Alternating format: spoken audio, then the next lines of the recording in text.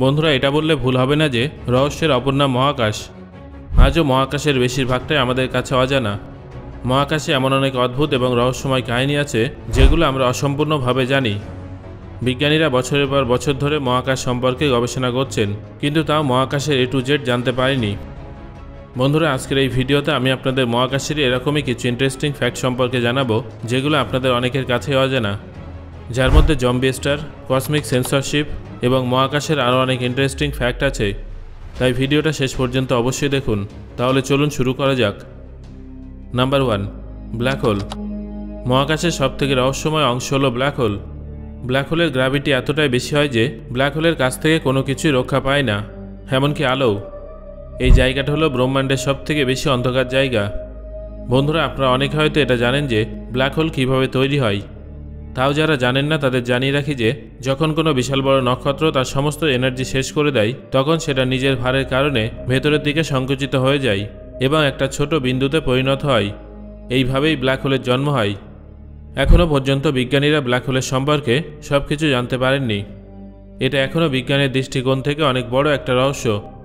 যখন কোনো নক্ষত্রের সমস্ত এনার্জি শেষ হয়ে যায়, তখন সেটা ব্ল্যাক হোলে বদলে যায়। এখন আপনাদের মনে প্রশ্ন উঠতেই পারে যে ব্ল্যাক হোল যদি আলোকেও গিলে নেয়, তাহলে আমরা কিভাবে সেটাকে দেখতে পাবো? বন্ধুরা, আমরা ব্ল্যাক হোলকে সরাসরি তো দেখতে পাবো না, তবে তার আশেপাশের নক্ষত্র এবং গ্যাসের উপরে তার প্রভাবকে দেখে ব্ল্যাক হোলের উপস্থিতি সম্পর্কে জানতে পারি। ব্ল্যাক হোলের আশেপাশের এলাকা প্রচণ্ড উত্তপ্ত এবং উজ্জ্বল হয়ে থাকে, কারণ সেখানে গ্যাস এবং ধুলো অনেক দ্রুত গতিতে ঘুরতে ঘুরতে ব্ল্যাক হোলের ভিতরে ঢুকে যায়, আর এই প্রক্রিয়ায় তীব্র আলো উৎপন্ন হয়, যেটা আমরা টেলিস্কোপ দিয়ে দেখতে পাই। ব্ল্যাক হোলের সম্পর্কে আপনাদের এখনও অনেক কিছু জানা বাকি। এটা হলো ব্রহ্মাণ্ডের সবথেকে রহস্যময় পিণ্ডের মধ্যে একটা। বিজ্ঞানীরা একটানা ব্ল্যাক হোলের সম্পর্কে নতুন নতুন তথ্য অনুসন্ধান করার চেষ্টা করছেন। হয়তো ভবিষ্যতে আমরা ব্ল্যাক হোলের সম্পর্কে আরও অনেক বিস্ময়কর তথ্য জানতে পারবো। ব্ল্যাক হোলের অন্ধকারের হাত থেকে কোনো কিছুই রক্ষা পায় না। আলো ব্ল্যাক হোলের ভিতরে প্রবেশ করে ঠিকই, কিন্তু সেখান থেকে ফিরে আসে না, কারণ ব্ল্যাক হোল আলোকেও গিলে নেয়। ব্ল্যাক হোলের অন্ধকার রূপের জন্যই তার নাম ব্ল্যাক হোল। বন্ধুরা, এই প্রসঙ্গে আপনাদের কসমিক সেন্সরশিপ সম্পর্কেও জানাবো। যেভাবে সিনেমায় বেশ কিছু দৃশ্য সেন্সর করা হয়, মানে কেটে দেওয়া হয়, তেমনই আমাদের ব্রহ্মাণ্ডে এমন অনেক কিছু আছে যেগুলো আমরা চাইলেও দেখতে পাই না। বিজ্ঞানীরা এটাকেই বলেন কসমিক সেন্সরশিপ। আসলে ব্ল্যাক হোলের ভিতরে প্রতিনিয়ত অনেক কিছু চলতে থাকে, কিন্তু সেখানে কি চলছে সেটা আমাদের কারোর পক্ষেই জানা সম্ভব নয়। আমরা যদি কখনো সেটা দেখতে পাই, তাহলে সম্পূর্ণ ল অফ ইউনিভার্স ব্রেকডাউন হয়ে যাবে। Number 2, zombie star. এবার আপনাদের জম্বি স্টার সম্পর্কে জানাবো। সিনেমায় আপনারা জম্বিদের দেখে থাকবেন, যারা সম্পূর্ণ মরেও না আবার সুস্থভাবেও বেঁচে থাকে না, মাঝে মাঝে ঝুলে থাকে। জম্বি স্টারের ক্ষেত্রেও ব্যাপারটা একই রকম। এমন কিছু নক্ষত্র আছে যারা সুপারনোভা পর্যায়ে থাকলেও তাদের কিছু পার্ট বেঁচে যায়। সাধারণত যখন কোনো নক্ষত্র ফেটে যায়, তখন তার 100% ধ্বংস হয়ে যায়, কিন্তু কিছু কিছু নক্ষত্র তারপরেও বেঁচে থাকে এবং আধমরা অবস্থায় থাকে। এই ধরনের নক্ষত্রকে জম্বি স্টার বলা হয়। বিজ্ঞানীদের মতে যখন শক্তিশালীভাবে সুপারনোভা বিস্ফোরণ হয় না, তখন এই ধরনের জম্বি স্টারের সৃষ্টি হয়।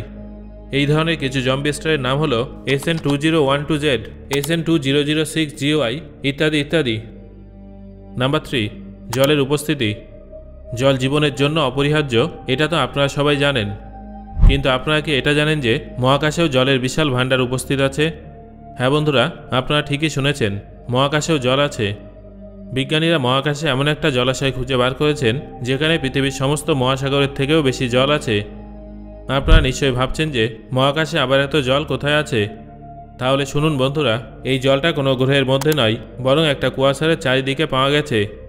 কুয়াশার আসলে এক ধরনের ব্ল্যাক হোল, যেটা প্রচণ্ড পরিমাণে এনার্জি রিলিজ করে।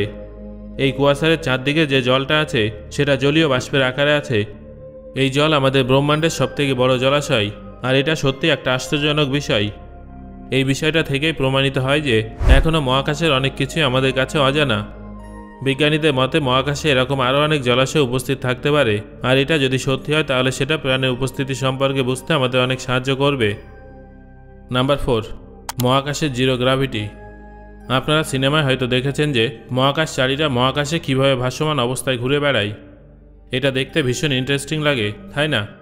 কিন্তু আপনারা কি জানেন শূন্য মাধ্যাকর্ষণ অর্থাৎ জিরো গ্র্যাভিটি শরীরে ঠিক কী প্রভাব ফেলে? যখন মহাকাশচারীরা মহাকাশে যায়, তখন তাদের শরীরে মহাকাশের মাধ্যাকর্ষণ শক্তির অভ্যাস থাকে না, যার ফলে তাদের শরীরে অনেক ধরনের পরিবর্তন দেখা যায়। সবার প্রথমে যে পরিবর্তনটা দেখা যায় সেটা হলো তাদের হাড় দুর্বল হতে শুরু করে। কারণ পৃথিবীতে মাধ্যাকর্ষণ শক্তির বিরুদ্ধে কাজ করার জন্য হাড় শক্তিশালী হওয়া গুরুত্বপূর্ণ। কিন্তু মহাকাশে বিষয়টা তেমন নয়।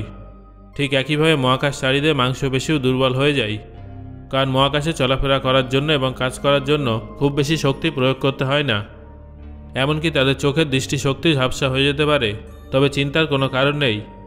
বিজ্ঞানীরা এইসব সমস্যা প্রতিরোধ করার জন্য নানা ধরনের উপায় খুঁজে বার করেছেন। যেমন মহাকাশচারীদের বিশেষ ধরনের পরিশ্রম করতে হয় এবং বিশেষ ধরনের খাবার খেতে হয়, যাতে তাদের হাড় এবং মাংসপেশি মজবুত থাকে। জিরো গ্র্যাভিটির কিছু ক্ষতি থাকে ঠিকই, তবে এর মানে এই নয় যে আমরা মহাকাশের রহস্য উন্মোচন করার চেষ্টায় ছেড়ে দেব। সেই চেষ্টা বিজ্ঞানীরা আগেও করেছেন, বর্তমানেও করছেন এবং ভবিষ্যতেও করবেন।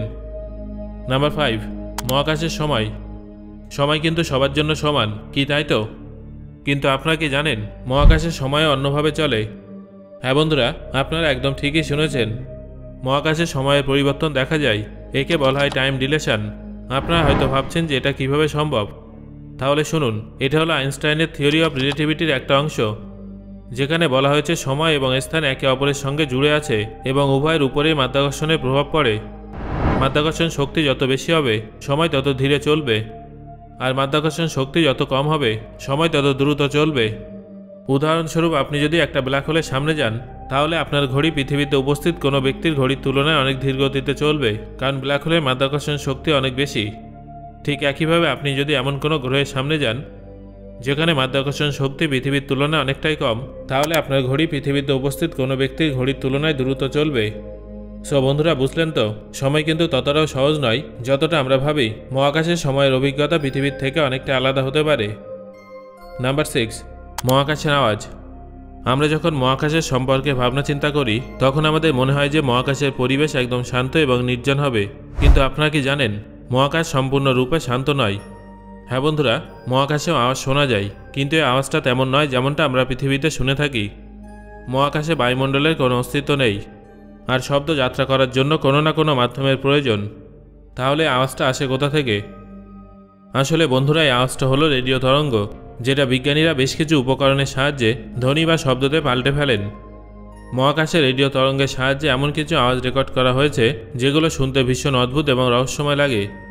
এর মধ্যে কিছু আওয়াজ সিটির মতো, আবার কিছু কিছু আওয়াজ শুনলে মনে হবে কেউ ফিসফিস করে কথা বলছে। এখানে সবথেকে বড় প্রশ্নটা হলো, এই আওয়াজগুলো আসছে কোথা থেকে? বন্ধুরা, এই আওয়াজগুলো অনেক কিছু থেকে আসতে পারে, যেমন সুপারনোভা, অর্থাৎ যখন কোনো নক্ষত্র ফেটে যায় তখন তার থেকে নির্গত এনার্জি থেকে রেডিও তরঙ্গ উৎপন্ন হয়, যাকে আমরা শব্দরূপে শুনতে পাই। ঠিক একইভাবে গ্রহ থেকেও রেডিও তরঙ্গ নির্গত হয়। বিজ্ঞানীরা এই সমস্ত রেডিও তরঙ্গের সম্পর্কে স্টাডি করে মহাকাশ সম্পর্কে অনেক কিছু জানতে পারেন। বন্ধুরা, এরপর থেকে আপনারা যখনই মহাকাশের কথা ভাববেন, তখন মনে রাখবেন যে এই নির্জন ব্রহ্মাণ্ড আসলে বিভিন্ন ধরনের আওয়াজে ভরা। সো বন্ধুরা, আজকের এই ভিডিওতে মহাকাশ সম্পর্কে এই তথ্যগুলো জানার পর কোন তথ্যটা শুনে আপনি সবথেকে বেশি অবাক হয়েছেন, সেটা অবশ্যই আমাকে কমেন্ট করে জানান। ধন্যবাদ।